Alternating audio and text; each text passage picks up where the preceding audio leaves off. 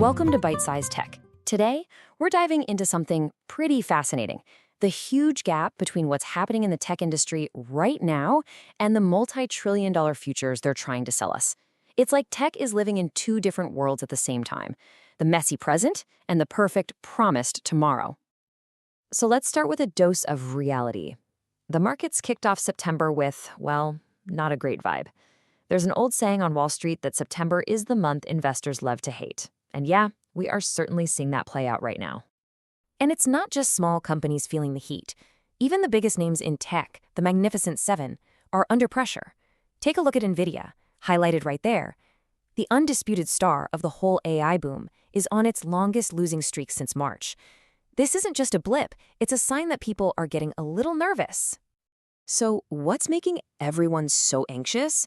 Well, a huge piece of this puzzle is the growing tech tension between the US and China. It's creating a serious chokehold on the semiconductor industry, and this is where all that geopolitical reality really slams headfirst into AI's grand vision. The thing that kicked this off right now is a change in US policy. The government pulled a really important validated end-user waiver. Okay, so what does that even mean? Think of it like a trusted pass, an express lane that let a critical chip maker like TSMC move equipment into their factories in China with no hassle. Well, that express lane just got shut down. And this is not just some symbolic move. The real-world result is a bureaucratic nightmare. We're talking about adding more than 1,000 new license applications a year to a system that's already swamped. The result, you guessed it, speed bumps, delays, and a whole lot of uncertainty. But the crucial thing here is this isn't just about one waiver or one factory. It's a clear signal of a much bigger and, frankly, more worrying trend: decoupling. It's this idea that China is trying to build its own tech world, cut the cord with American technology. And in the long run, that is not good for a global company like Nvidia. And hey, this isn't just happening with chip makers. Just take a look at Tesla. They're facing their own harsh reality check, and it's causing them to make a massive pivot in the story they're telling about their future. The reality of Tesla's main business, selling cars, is, to be blunt, pretty dismal. The numbers just don't lie. They're seeing a super slow start in India, they're still facing weakness in a tough Chinese market, and sales in Europe are being described as a total collapse.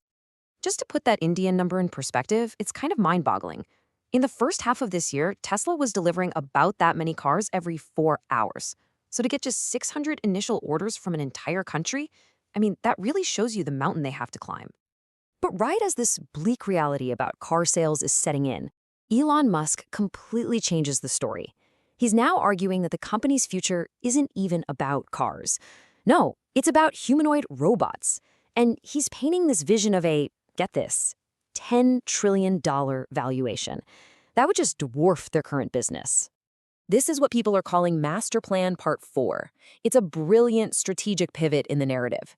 They're basically saying, hey, forget about today's car troubles. Look over here at this unbelievable future run by robots. It's a masterful shift from a tough present to a spectacular vision. This whole reality versus vision thing isn't just for the big, publicly traded giants.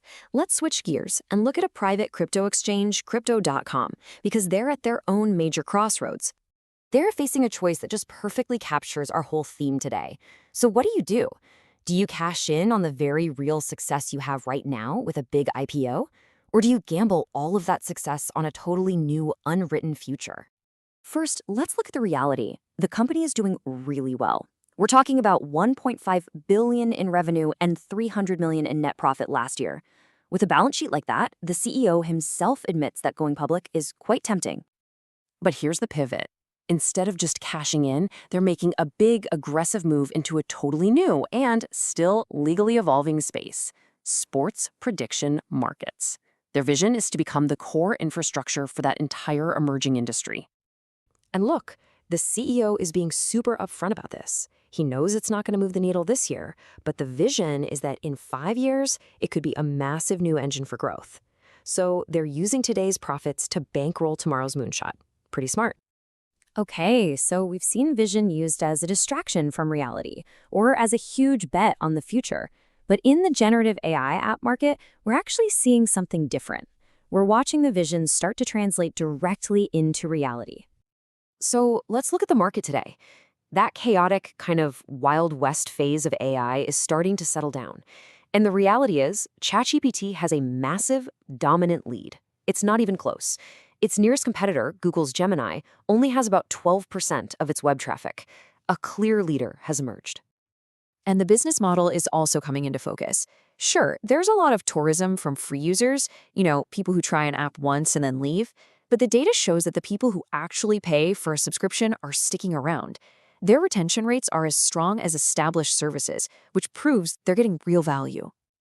And this is where it gets really cool, because it shows that early vision of a thriving AI ecosystem is actually happening. We're seeing this long tail of smaller, super specialized apps for things like removing a photo background or generating a presentation, and they're successfully building real businesses with millions of paying users. So from chip wars and struggling car sales to robot dreams and crypto gambles, what's the common thread here? It seems that in today's choppy, uncertain market, the tech industry's most valuable product isn't always a physical thing or a piece of software. A lot of the time, it's just a compelling story about tomorrow. And that really leaves us with the final crucial question.